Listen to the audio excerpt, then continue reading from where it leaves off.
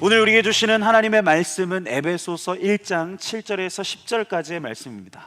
에베소서 1장 7절에서 10절까지의 말씀을 길지 않으니까 저희가 합독하여 읽도록 하겠습니다. 에베소서 1장 7절에 10절 말씀 함께 읽겠습니다. 우리는 그리스도 안에서 그의 은혜의 풍성함을 따라 그의 피로 말미암아 속량 곧 죄사함을 받았느니라.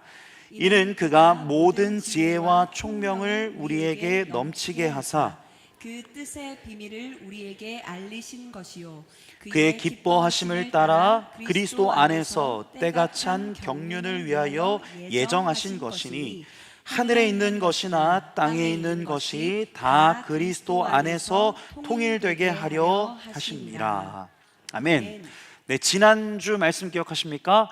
찬송하리로다. 바울은 이 에베소서를 시작하고 또 에베소서 전체의 이 찬양의 그 고백을 강력하게 터뜨렸습니다. 그것은 단순한 감정적 반응이 아니라 하나님이 이루어 놓으신 복에 대한 반응이었습니다. 그 복이 무엇이었습니까? 선택과 예정이었습니다. 선택과 예정. 하나님이 창세전에 우리를 무조건적으로 묻지도 따지지도 않으시고 선택하시고, 그리고 예정하셔서 하나님의 나라 오실 때까지, 즉 우리가 하나님의 아들로서 빚어가도록 그렇게 우리를 예정하신다. 이 하나님의 복 앞에서 우리는 찬양하게 된다. 이 말씀을 여러분들과 나눴습니다. 그리고 오늘 바울의 찬양은 계속됩니다. 우리가 또 다른 오늘은 하나님의 복에 대해서 살펴보게 될 것인데, 그것은 우리의 개인적인 속량과 또 우주적 구원에 대한 부분입니다. 우리는 오늘 묻게 될 것이에요. 이 구원이 나를 지금 어디로 이끄는가, 나는 지금 어디에 속해 있고 또 어떻게 살아가야 하는가에 대한 질문을 던지게 될 겁니다. 그 질문을 가지고 오늘 본문을 우리가 찬찬히 좀 살펴보기를 원합니다. 먼저 하나님이 우리에게 베푸시는 구원의 복, 그 첫 번째는 속량인데, 우리 오늘 본문 7절 말씀을 같이 한번 읽어보겠습니다. 7절 말씀. 우리는 그리스도 안에서 그의 은혜의 풍성함을 따라 그의 피로 말미암아 속량 곧 죄사함을 받았느니라. 네, 미국의 심리학자인 브레네 브라운이라는 분이 계신데, 죄책감과 수치심의 차이에 대해서 이렇게 말합니다. 죄책감은 내가 잘못된 행동을 했다는 인식이지만, 이 수치심이라는 것은 내가 잘못된 존재이다, 내가 잘못된 사람이다라는 정체성의 왜곡이다. 그래서 죄책감보다도 이 수치심이 사람으로 하여금 나는 존재하지 않았으면 좋겠다 하는 생각에 빠지게 한다라고 이야기를 해요. 즉 죄책감보다도 더 어렵고 더 힘든 것은, 더 위험한 것은 바로 자기의 존재 자체를 부정하게 만드는 이 수치심이라는 거죠. 이 수치심으로부터 관계의 단절과 또 외로움과 우울과 중독과 수많은 문제의 원인이 발생한다는 겁니다. 그리스도인도 예외가 아닙니다. 꽤 많은 청년들이 그런 이야기를 제게 고백해줘요. 목사님, 예배도 드리고 뭐 헌금도 하는데 솔직히 하나님은 저를 별로 좋아하지 않으실 것 같습니다. 하나님이 저의 모습을 보면 실망하실 것 같습니다. 또 언젠가 제게 그분이 벌을 내리실 것 같습니다. 그렇게 하나님의 존재를 그렇게 인식하고 있는 청년들이 있습니다. 우리는 이미 그리스도 안에서 속량받은 자입니다. 복음은 우리를 이미 자유케 했어요. 그런데 놀랍게도 이 자유와 기쁨을 누리면서 살아가는 사람들은 그렇게 많지 않아요. 왜일까요? 내 안에 있는 이 수치심, 내가 속량받은 그 복음보다, 속량받았다는 그 복음보다 이것이 더 크게 나에게 느껴지기 때문이에요. 나는 이미 용서받았다라는 이 복음의 선언보다도 나는 너무 형편없다라는 이 마음과 감정이 더 진짜 같기 때문이죠. 그래서 뭐 삶에서 일이 꼬이고, 관계에서 문제가 생기고, 가정에서 문제가 생기고, 또 뭐 연애가 안 되고 시험이 떨어지고 하면 우리는 그렇게 습관처럼 하나님께 묻습니다. 하나님, 제가 뭘 잘못했습니까? 하나님, 제가 뭘 잘못했길래 이런 벌을 저한테 내리시는 겁니까? 그렇게 우리는 복음을 신뢰하기보다 내 안에서 그러한 증거들을 계속해서 찾는 습성이 있다는 거예요. 내가 오늘 기도했나? 내가 오늘 예배 열심히 드렸나? 나는 정말 쓸모 있는 사람인가? 종교개혁가였던 마틴 루터라는 사람도 마찬가지였습니다. 그는 유학생 시절에 유능한 법학도였어요. 1505년 7월에 그가 특별한 체험을 하게 됩니다. 길을 가다가 폭풍우를 만났는데 자신의 바로 옆에 번개가 떨어져요. 번개가 벼락이 칩니다. 그래서 그가 그 앞에서 고백합니다. 주님, 제가 저를 살려만 주신다면 제가 수도사가 되겠습니다. 그리고 이 마르틴 루터가 그 이후에 바로 아우구스티누스 수도원에 입회를 하게 돼요. 그리고 거기서 모범적인 수도사 생활을 이어가게 됩니다. 그의 하루는 자학에 가까운 자기 부인의 그 일상이었습니다. 하루 3번 고해 성사를 하고 또 6시간 이상을 막 죄고백을 하고 또 단식과 철야기도 추운 겨울에도 담요 없이 잠을 자면서 극단적인 금욕 생활을 이 루터가 이어갑니다. 그럼에도 그의 마음에는 여전히 평안함이 없어요. 그가 아무리 노력해도요, 하나님은 멀고 두렵고 무서운 존재로 그는 인식하게 됩니다. 그리고 그를 가장 짓눌렀던 한 단어가 뭐냐면 하나님의 의라는 단어예요. 하나님의 의.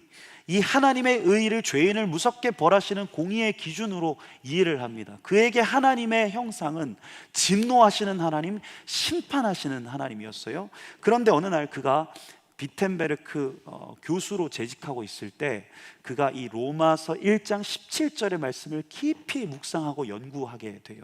로마서 1장 17절 말씀이 이런 말씀인데 같이 한번 읽어볼까요? 복음에는 하나님의 의가 나타나서 믿음으로 믿음에 이르게 하나니 기록된 바 오직 의인은 믿음으로 말미암아 살리라 함과 같으니라. 루터는 처음에 이 구절을 굉장히 싫어했습니다. 왜냐하면 그에게 아까도 말씀드렸지만 하나님의 의라는 것은 하나님의 공의와 심판이 담겨 있는 주제였기 때문이었어요. 그런데 그가 밤낮으로 이 말씀을 가지고 씨름하던 중에 전혀 새로운 깨달음을 얻게 됩니다. 그 우병훈 교수님의 처음으로 만나는 루터라는 책을 보면 이 루터가 이 로마서 1장 17절을 붙잡고 씨름하다가 경험했던 그 경험을 기록하고 있어요. 그렇게 밤낮으로 그 말씀을 묵상하는 중에 급기야 나는 깨닫게 되었다. 그 본문에서 복음에는 하나님의 의가 나타났다는 말씀은 다름이 아니라 의인은 믿음으로 살 것이라는 말씀과 같은 의미란 사실이다. 하나님의 의는 믿는 우리를 의롭게 하시는 의였다. 그 순간 나는 거의 새로 태어나는 듯했다. 그리고 활짝 열린 문으로 통과해서 천국에 들어가는 것 같았다. 즉 루터가 깨달았던 이 하나님의 의는 무서운 칼날이 아니라 죄인을 의롭다 하시는 하나님의 선언이었던 겁니다. 그것은 자신 안에서 만들어낸 의가 아니라 하나님이 예수 그리스도로부터 전가하신 의, 그렇게 외부로부터 주어진 그리스도의 피로부터 주어진 아주 낯선 의였어요. 바로 여기서부터 루터가 회심을 하게 되고 루터가 변화되기 시작하고 이 교리가 칭의의 교리, 지금 우리가 개혁교회 또 종교개혁 이후에 이 교회를 다니고 있지만 아주 교회사적으로도 중요한 이 칭의의 교리가 여기서부터 시작이 됐습니다. 루터가 그 순간 자유케 돼요. 수도사의 노력, 자기 부인의 그 극단도 더 이상 자신을 구속하지 않는 거예요. 이제 그는 하나님의 선언을 받아들이기로 작정합니다. 나는 여전히 죄인이지만 하나님은 그리스도의 의로 나를 덮으셨다. 내가 아니라 그분의 은혜가 나의 존재를 자유케 한다. 이 자유, 이 믿음의 확신이 루터를 바꿨고 루터를 통해서 교회사의 역사가 바뀌었습니다.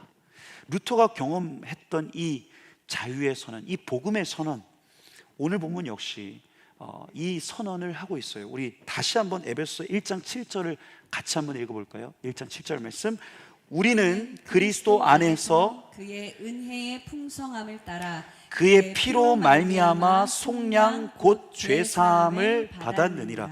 여기서 속량이라는 이 단어는요, 헬라어에서 노예를 값을 주고 산 후에 자유롭게 해주는 행위를 가리킵니다. 그 당시에 노예는 인격이 아니었습니다. 어떤 물건이었고 대상이었어요. 재산이었어요. 그러나 어떤 사람이 값을 지불하면 주인은 그 노예에게 너는 자유인이다 선언할 수 있었습니다. 그렇게 선언하면 이 공식적인 선언은 다시 되돌릴 수 없었어요. 네, 한 번의 공식적인 선언이었습니다. 결코 취소할 수 없는 법적 효력이 있었습니다. 그런데 지금 바울은 하나님이 우리를 그렇게 선언하셨다고 말씀하고 있는 거예요. 그리스도의 피로 말미암아 우리를 죄의 종에서 자유인으로 해방시키셨다. 네. 그래서 메시지 성경은 이 1장 7절을 이렇게 말씀하는데, 메시아의 희생고 십자가의 제단에 뿌려진 그분의 피로 말미암아 우리는 자유로운 사람이 되었습니다. 우리의 모든 잘못된 행실에서 비롯된 형벌과 처벌에서 자유케 된 것이에요. 그것도 겨우 자유케 된 것이 아니라 넘치도록 자유케 되었습니다. 여러분, 우리가 계속해서 이 복음을 붙들어야 됩니다. 네, 우리는 부족하고 연약할 수 있지만 우리는 더 이상 죄 아래 있는 존재가 아니라 우리의 정체성은 예수 그리스도의 의로 말미암아, 예수 그리스도의 피로 말미암아 새로운 정체성, 새로운 존재가 되었다. 여러분, 미운 오리 새끼 아시죠? 미운 오리 새끼. 네, 발음을 잘해야 되는데, 미운 오리 새끼는 다른 오리들과 달랐습니다. 이 오리는 모욕당하고 외면당하죠. 그런데 어느 날 이 오리가 호수에 비친 자신의 모습을 보고 처음으로 깨닫게 되죠. 아, 나는 오리가 아니었구나. 나는 백조였어. 속량과 제사함이란 이와 같아요. 우리가 백조라는 걸 깨닫는 거예요. 내가 누구인지를 하나님의 선언을 통해서 깨닫는 거죠. 더는 죄인이 아니라 그리스도 안에서 의인이 되었다는 이 진리. 또 바울은 여기서 한 걸음 더 나아갑니다. 이 은혜가 어떠했다, 이 속량의 은혜가 어떠했다 말씀합니까? 풍성했다라고 얘기합니다. 풍성했다. 이 풍성함이라는 단어는 플루토스라고 하는데 넘침, 부유함, 측량 불가능한 자원이란 뜻이 있습니다. 즉, 하나님의 은혜가 인색하거나 계산적이지 않다. 이 정도면 되지 않은 것이 아니라 하나님은 끝없이 또 아낌없이 전심으로 우리에게 주신다. 이 하나님을 우리가 이해할 필요가 있다. 우리는 이따금 하나님의 은혜를 마치 작은 물컵에, 이런 물컵에 담긴 물처럼 취급할 때가 있어요. 그래서 걱정하죠. 내가 이 은혜를 쏟아버리면 어떡하지? 증발하면 어떡하지? 내가 잘못했다가 이 은혜가 쏟아지면 어떡하지? 또 누군가 이 은혜를 가져가 버리면 어떡하지? 조금만 부족해도 이제 하나님이 나를 사랑하시지 않는 걸까?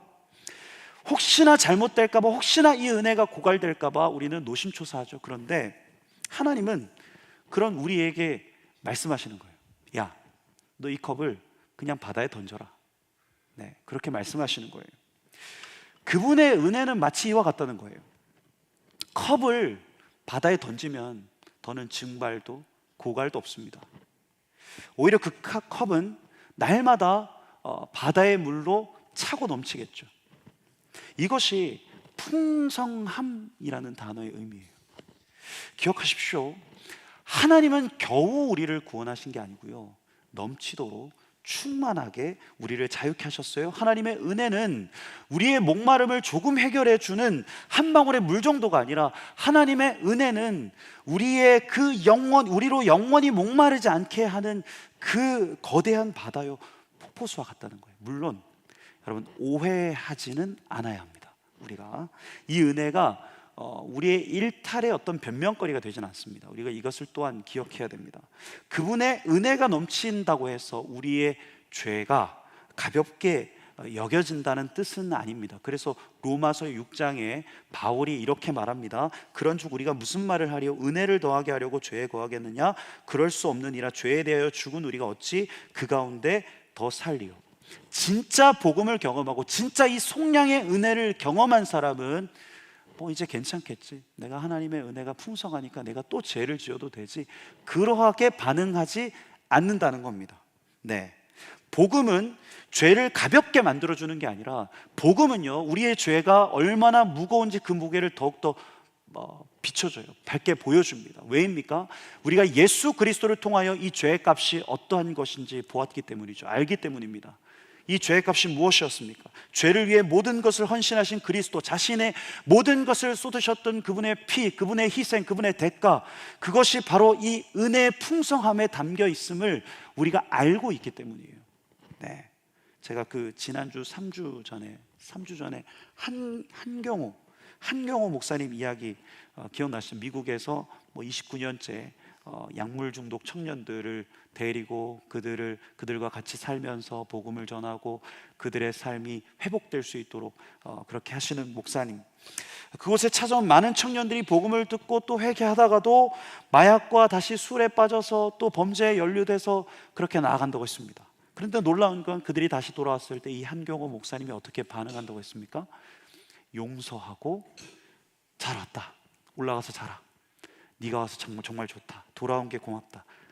그런데 한두 번은 그 목사님의 그 용서와 그 말을 듣고 청년들이 다시 또 나가고 다시 도망치고, 그런데 시간이 지나서 이 목사님의 반복된 용서, 그렇게 이 목사님의 사랑이 진짜라는 것, 그 은혜의 무게가 무겁게 이 청년들의 마음에 와닿을 때 이 청년들이 그제서야 눈물로 변화되기 시작한다는 거예요.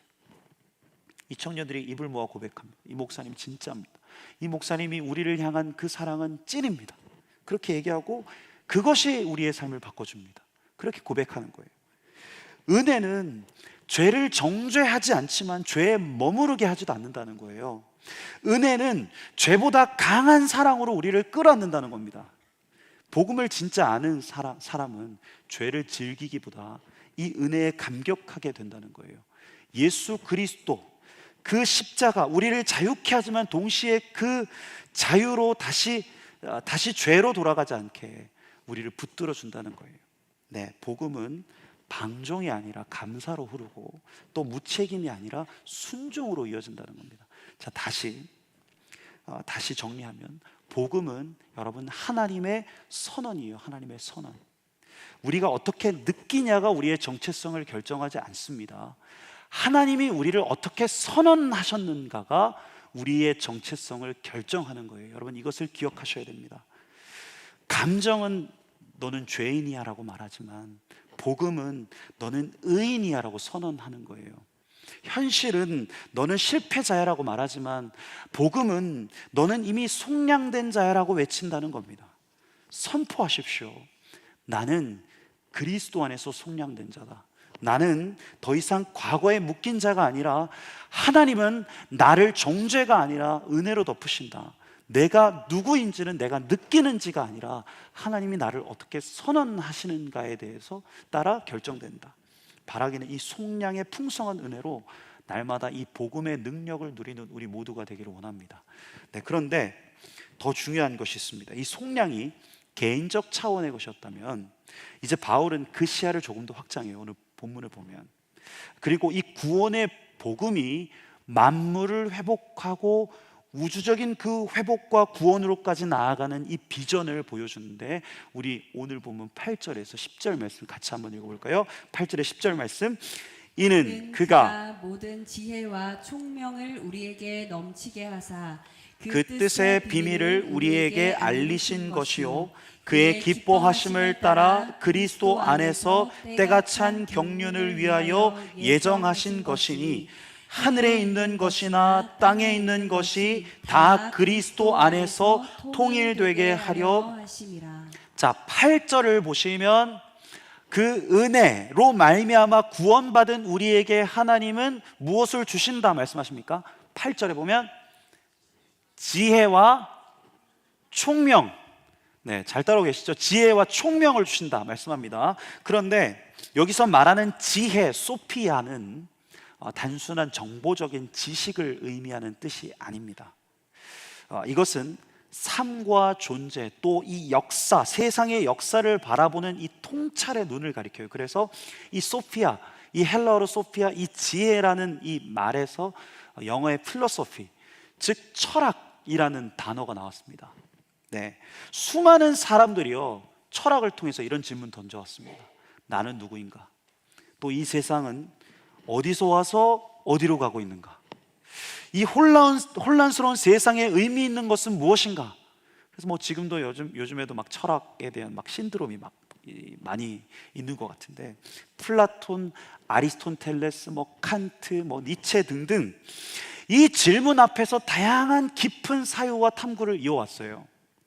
그들의 통찰들은 인류가 스스로를 이해하고 세상을 성찰하는 데 큰 기여를 했습니다.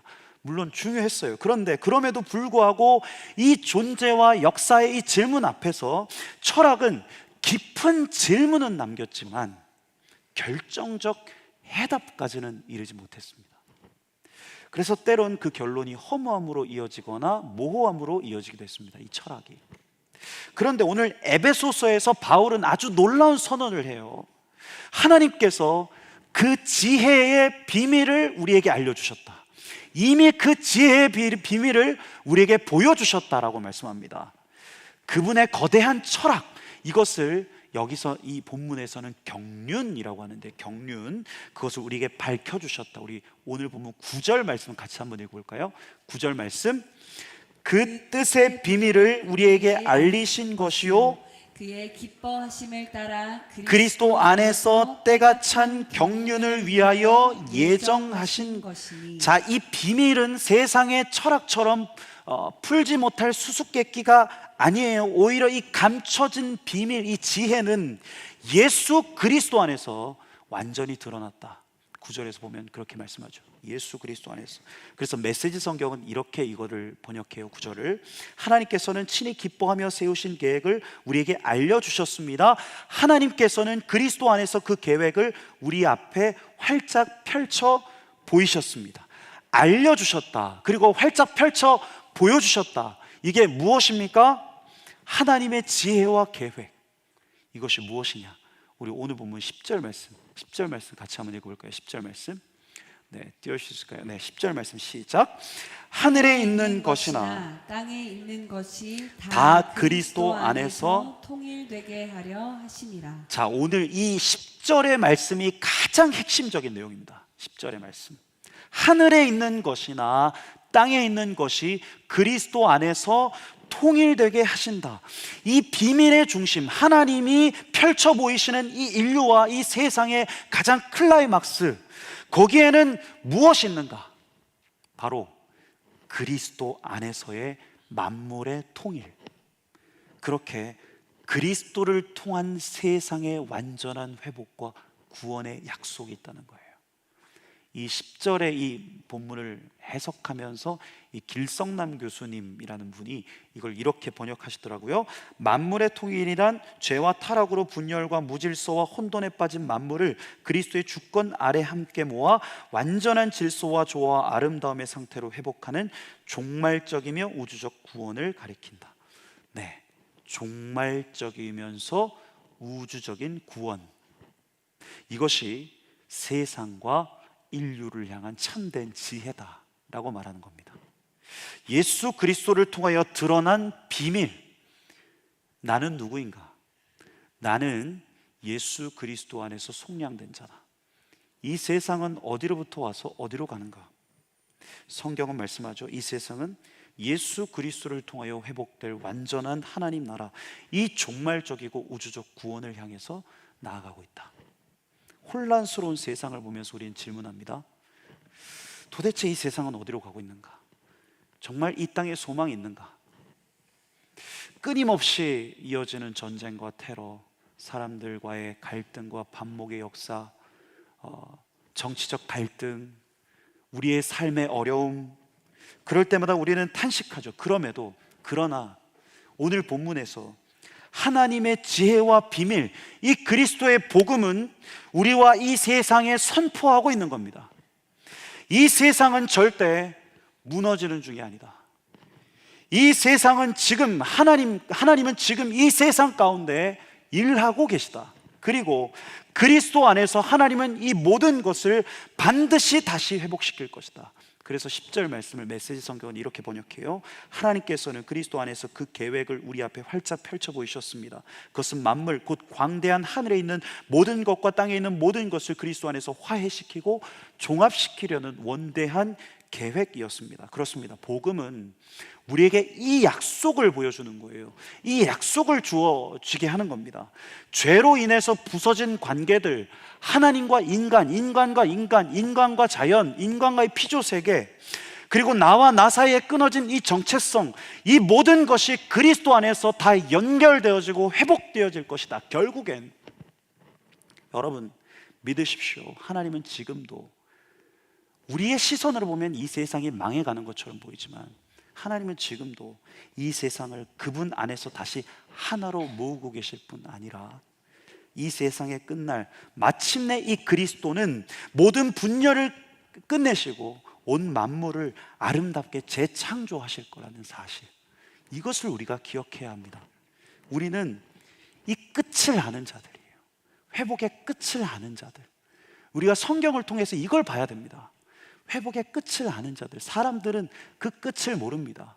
하지만 성경을 통해서 계시된 예수 그리스도를 통하여 나타난 이 하나님의 구원의 비밀, 지혜는 우리에게 이 회복의 끝을 보여준다.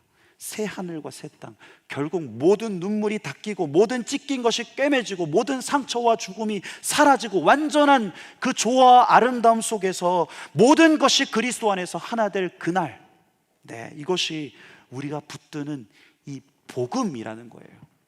세상의 철학은 세상에 왜 이렇게 됐나라고 질문하지만 그리스도인들은 이 세상을 하나님이 어떻게 회복하실 것인가를 놓고 묻고 기도하는 겁니다. 그리고 하나님은 그 질문과 그 기도에 대답하시는 거예요. 결국 그리스도 안에서 모든 것이 다시 회복될 것이다. 그러니까 여러분, 복음은 단지 나 한 사람 구원받고 천국 가는 이야기 아닙니다. 개인적 차원에서만 머무르는 것이 아닙니다. 구원은, 복음은 훨씬 더 깊고 넓고 또 큰 이야기예요. 개인의 구원을 넘어서 이 세상 전체를 아우르는 이야기가 바로 복음이라는 거예요. 하늘과 땅, 시간과 공간, 또 자연과 인간, 깨어진 공동체와 사회, 그리고 지금 바로 여기 이 자리에 앉아있는 여러분과 저의 삶까지 포함한 이 거대한 우주적 재창조의 이야기가 우리가 믿는 복음이다. 그렇다면 이게 나와 무슨 상관이 있는가? 이 우주적 복음이, 종말의 비전, 이 우주적 구원이 지금 내 삶과 크게 상관이 없지 않나. 그런데 여러분, 이것이 현재 우리의 삶을 견디게 하고요, 살아내게 하는 힘과 능력이 돼요.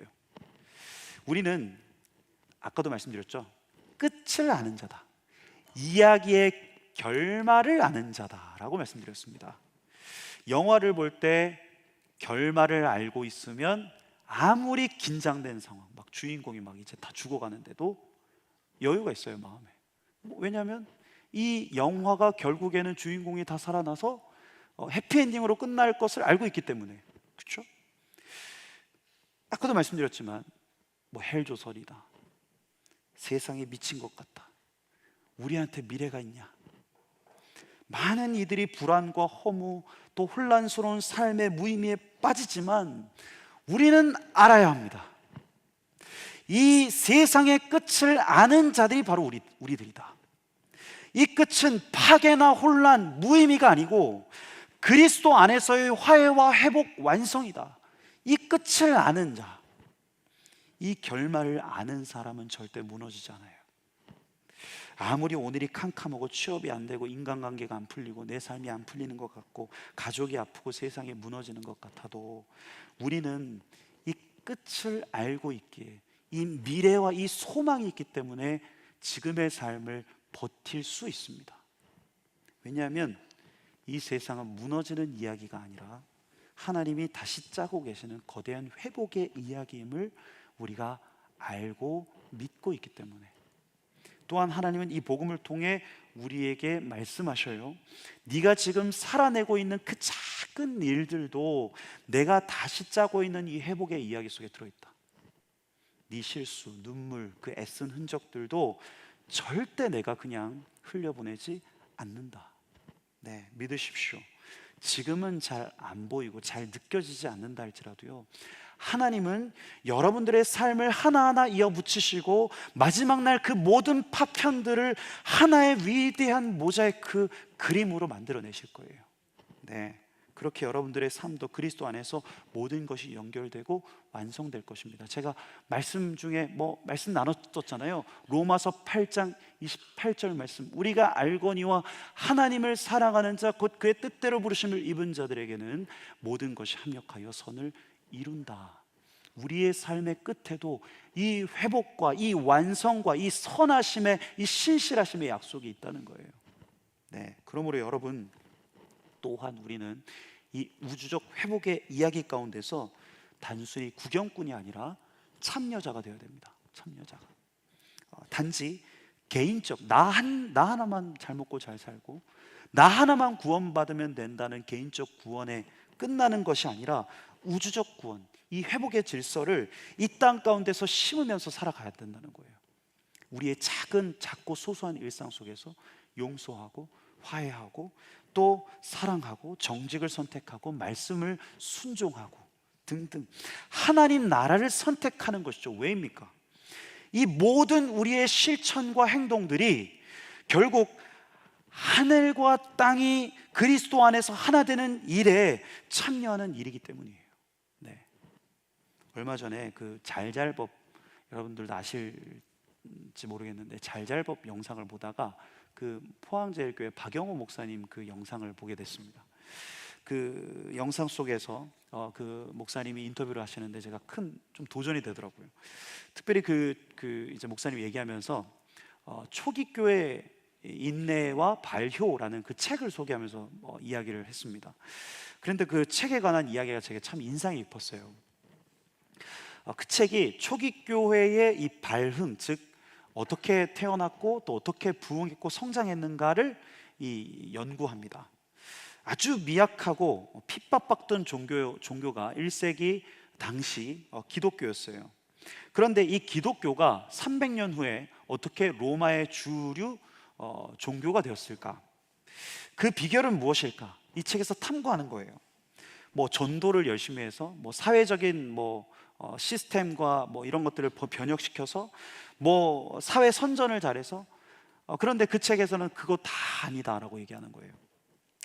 사실 딱히 보면 별다른 비결이 보이지 않는다는 거예요. 그런데 그 책의 저자가 꼭 그래도 하나를 짚어보자면 그것이 바로 무엇이냐? 인내라는 것입니다. 인내. 당시 그리스도인들이 타락한 세상 속에서 살다가도 하나님의 뜻대로 신실하게 살려 애썼다는 것이죠. 인내하면서. 네, 찬송하고 예배하고 서로를 사랑하면서 이 자그마한, 왜냐하면 초대교회는 작았으니까 이 자그마한 공동체가 세상을 변화시킬 수 있을까? 그런데 의심과 낭망이 찾아올 법도 했지만 그들은 끝까지 버텼고 긴 시간 동안 묵묵히 이 복음의 삶을 살아내면서 인내했다는 거예요. 이 조그마한 공동체가. 그리고 어느 순간 이 인내가 발효되었다는 겁니다. 발효. 여러분 김치가 발효되면 아주 다른 새로운 풍미를 내잖아요. 그렇죠? 그래서 그 김치를 먹고 발효된 김치를 먹고 맛있다 하잖아요. 초대교회의 인내도 전혀 새로운 결과를 만들어낸 거예요. 그들의 신실한 삶이 세상에 놀라운 영향력을 줬고 결국 하나님의 나라의 확장을 이뤄낸 것이죠. 그래서 그 책의 저자가 무엇을 얘기하냐면 신실한 현존을 얘기합니다. 신실한 현존. 네, 세상을 바꾸겠다는 어떤 조급한 열망보다도 우리 각자가 삶의 자리에서 신실하게 복음을 살아내는 것이야말로 진짜 이 세상의 변화를 이끌어낸다는 것이죠. 네, 저는 오늘 이 개인적 속량과 이 우주적 회복이라는 이 거대한 복음 앞에서 우리가 이렇게 반응해야 한다 믿습니다. 끝끝내는 그리스도 안에서 만물을 충만케 하시고 만물을 회복케 하실 이 완성하실 주님을 바라보며 우리는 우리의 작은 일상 속에서도 하나님의 통치를 구현해내는 삶을 살아가는 겁니다. 네, 어떤 대단한 일이 아니라 우리의 소소한 일상과 삶의 터전 가운데서 하나님 나라의 질서를 이 땅 가운데 구현해내는 것이죠. 네, 하나님을 우리가 살아내는 그 작은 신실함을 통해서 하나님은 하늘과 땅이 그리스도 안에서 하나 되는 일에 우리를 동참하실 겁니다. 우리에게 이 비전이 있어야겠습니다. 오늘 말씀을 통해서 여러분 눈을 드십시오. 네, 혼란스러운 이 시대를 넘어서 하나님께서 이루실 이 영광스러운 회복의 날을 우리가 바라보면서 우리가 주저앉지 않고 이 땅의 삶을 아주 작고 소소한 우리의 일상에서 이 하나님 나라의 통치를 조금씩 조금씩 구현해내면서 살아내는 겁니다. 네, 하나님께서는 그리스도 안에서 그 계획을 우리 앞에 활짝 펼쳐 보이셨습니다. 그것은 만물, 곧 광대한 하늘에 있는 모든 것과 땅에 있는 모든 것을 그리스도 안에서 화해시키시고 종합하시려는 원대한 계획이었습니다. 네, 우리에게 이 약속이 있습니다. 이 회복과 구원의 약속을 붙들고 이 땅을, 우리의 삶을 그렇게 신실하게 살아내는 우리 모두가 될 수 있기를 소망합니다. 우리 말씀을 가지고 이 찬양 함께 고백했으면 좋겠습니다. 내는 주의 영광을 보내. 우리의 시선과 우리의 관점이, 제가 지난주에도 말씀드렸죠, 나에게만 머물러 있으면 안 된다. 하나님의 하나님 되심을 우리가 찬양해야 된다 얘기했는데요, 구원도 마찬가지입니다. 우리의 개인적 구원에 머물러 있는 것이 아니라 우리는 이 하나님의 원대한 비전과 계획, 나는 누구이고 이 세상은 어디로 와서 어디로 가는가에 대한 그 원대한 구원과 회복의 약속을 바라볼 수 있어야 돼요. 그 하나님의 영광, 네, 그 빛난 영광 온 하늘 덮고 그 찬송 온 땅 가득해. 내는 주의 영광을 보내. 주님의 얼굴은 온 세상 향하네. 권능의 팔을 드셨네. 주의 영광 이곳에 가득해. 우린 선의 주님과 함께 찬양하며 우리는 전진하리. 모든 열방 주 볼 때까지. 우리 찬양 함께 고백하면서 이 우주적 비전, 하나님이 주시는 우주적 비전이 우리의 시선 가운데, 우리의 시야 가운데 열리기를 소망합니다. 우리 찬양 함께 고백하겠습니다. 내는 주의 영광을 보내. 내는 주의 영광을 보내. 우리 가운데 계신 주님, 그 빛난 영광, 그 영광은 우리 하나만 덮는 게 아니고 온 세상과 피조세계를 덮는 그 영광이 좀 있습니다. 뜨게 내는 주의 영광을 보내. 찬송 가운데 서신 주님, 우리의 눈을 열어주십시오. 하나님의 영광을 부어주셔서 하나님, 우리의 시야가 우리 한 사람, 또 우리 자신, 우리 주변만을 바라보는 것이 아니라 하나님, 이 땅을 다스리시고 이 땅을 통치하시며 이 땅을 회복케 하시는 주님을 바라보게 하여 주옵소서. 이곳에 가득해. 우린 선에 주님과 함께 찬양하며 전진하리. 모든 열방 주 볼 때까지. 우리 다시 한번 고백합시다. 내는 주의 영광을 보내. 내는 주의 영광을 보내. 우리 가운데 계신 주님, 그 빛난 영광 온 하늘 덮고. 주님, 우리에게 이 영적 눈을 열어주십시오. 내는 주의 영광을 보내. 주의 영광을 보내. 찬송 가운데 서신 주님의 얼굴은 온 세상 향하네. 온 세상 향하네. 권능의 팔을 드셨네. 주의 영광 이곳에 가득해. 우리 선의 주님과 함께 찬양하며 우리는 전진하리. 모든 열방 주 볼 때까지. 다시 한번, 주의 영광 이곳에 가득해. 영광 이곳에 가득해. 우리 손에 주님과 함께 찬양하며 우리를 전진하리. 모든 열방 주 볼 때까지 우리 다시 한번 고백합시다. 주의 영광 이곳에. 우린 손에 주님과 함께, 주님과 함께 찬양하며 우리는 전진하리. 우리 믿음으로 선포하며 나갑시다.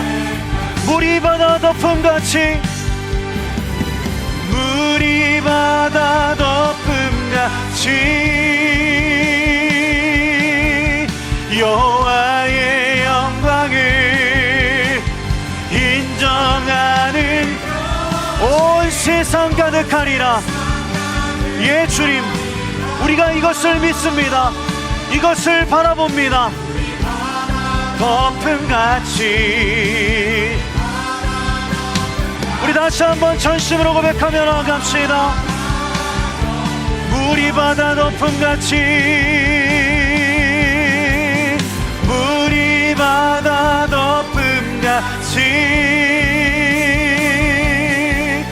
여호와의 영광을 인정하는 것이 온 세상 가득하리라. 물이 바다 덮음같이, 물이 바다 덮음같이, 물이 바다 덮음같이 여호와의 영광을 인정하는 것이 온 세상 가득하리라. 물이 바다 덮음같이, 물이 바다 덮음같이. 우리 다시 한번 선포하며 나갑시다. 여러분들의 입술로 선포하십시오. 물이 바다 덮음같이, 물이 바다 덮음같이. 여러분, 이것은 실제가 될 겁니다. 영광을 인정하는 것이 온 세상 가득하리라. 물이 바다 덮음같이, 물이 바다 덮음같이, 물이 바다 덮음같이. 우리가 이 시간 이 한 가지 놓고 기도하기를 원합니다. 내 문제에만, 내 한계에만, 내 죄에만 갇혀 계신 분이 계십니까? 오늘 이 하나님의 영광을 바라보십시오. 우리가 고백했던 이 하나님의 영광, 성경과 복음을 통해서 계시하시는 이 놀라운 구원과 회복의 약속을 바라보십시오. 우리를 속량하셔서 우리의 신분을 바꿀 뿐 아니라 이 세상을 구원하시고 통치하시는 이 하나님의 우주적 통치, 이 회복의 약속을 우리가 붙잡는 거예요. 하나님은 반드시 그분의 나라를 이루실 겁니다. 하나님은 반드시 우리와 이 땅을 회복하실 거예요. 만물 곧 광대한 하늘에 있는 모든 것과 땅에 있는 모든 것을 그리스도 안에서 화해시키시고 종합하십니다.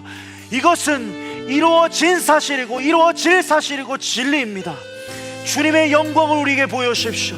주의 비전을 우리에게 보여주십시오.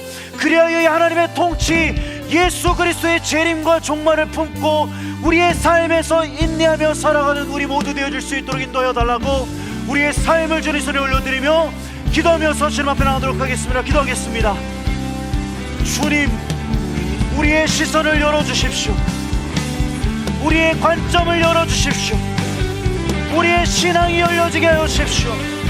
내 한계와 내 문제와 내 삶에 갇혀진 신앙이 아니라 하나님의 하나님 되심, 우리를 속량하신 그 은혜, 너는 더 이상 죄인이 아니야 의인이다 말씀하신 이 하나님의 은혜뿐 아니라 주님, 이 하나님의 계시, 이 하나님의 비밀, 결국 온 땅을, 우리와 온 피조 세계를 구원하시고 회복하실 이 우주적 통치, 이 하나님의 나라의 비전이 우리 가운데 부어지게 하여 주옵소서. 그렇습니다. 주님, 주님은 구원하실 겁니다. 주님은 회복하실 겁니다. 주님은 이 땅을 고치시고 살리실 줄로 믿습니다. 우리에게 주어진 삶의 현실, 우리에게 주어진 이 세상의 현실이 녹록지 않고 참으로 무너지는 것처럼 보인다 할지라도 하나님, 우리는 현실이 아니라 현실 너머에서 역사하시는 그 하나님의 통치, 그 하나님 나라의 비전을 붙잡습니다. 주님이 행하십니다. 주님이 이루시고 주님이 구원하십니다. 주님이 이 우주적 통치의 비전이 우리의 눈을 열어지게 하여 주옵소서.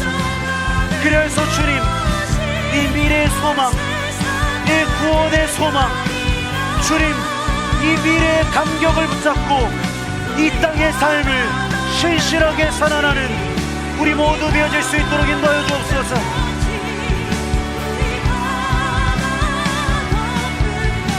우리 바다 덮음같이, 바다 덮음같이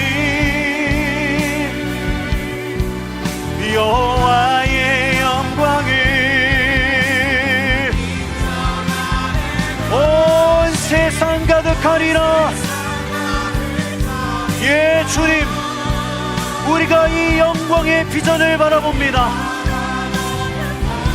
물이 바다 덮음같이, 물이 바다, 우리 다시 한번 물이 바다 덮음같이,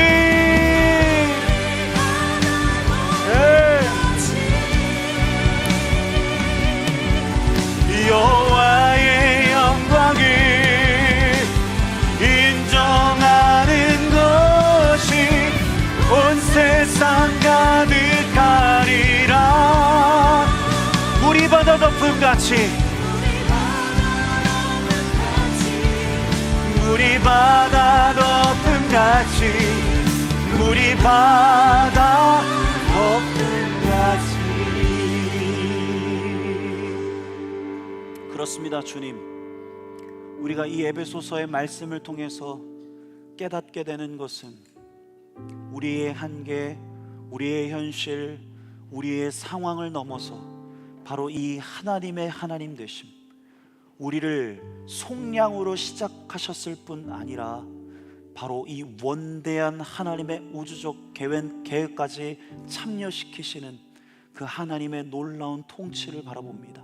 이 현실을 바라보고 이 세상을 바라보면 암담하고 한숨밖에 나오지 않을 때가 있지만 하나님, 우리는 이 세상 넘어 지금도 일하시고 결국엔 그리스도 안에서 만물을 통일시키시는, 만물을 구원하시고 회복시키시는 이 놀라운 종말의 비전을 바라봅니다.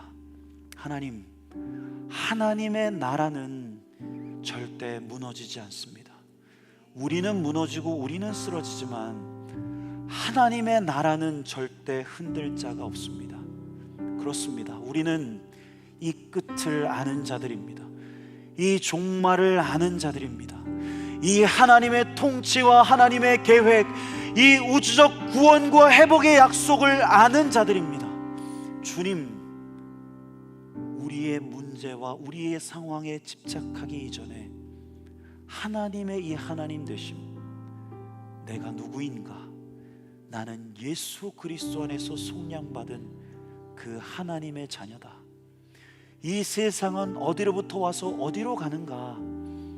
이 세상은 하나님이 창조하셨고 마지막 날 예수 그리스도 안에서 다시 새롭게 재창조하실 것이다. 이 미래와 소망의 약속을 붙들고 하나님, 우리가 살아가는 이 삶의 현실 가운데서 그렇게 하나님의 나라를 이루어가고 거룩으로, 화평으로, 사랑으로, 정직으로 우리의 가정, 우리의 직장, 우리의 학교, 우리의 삶의 터전에서 그렇게 만물을 구속하시는 이 하나님의 원대한 계획에 참여하는 우리 모두 되어질 수 있도록 인도하여 주옵소서. 날마다 우리의 시선과 우리의 마음이 이 하나님의 그 구원과 회복의 약속을 붙들고 살아가는 우리 모든 YKD 지체들 한 사람 한 사람 될 수 있도록 인도하여 주옵소서. 붙으시고 함께 하실 주님께 감사드리며 이 모든 말씀 예수님의 이름으로 기도합니다. 아멘. 우리 이렇게 앞뒤 잡은 고백하겠습니다.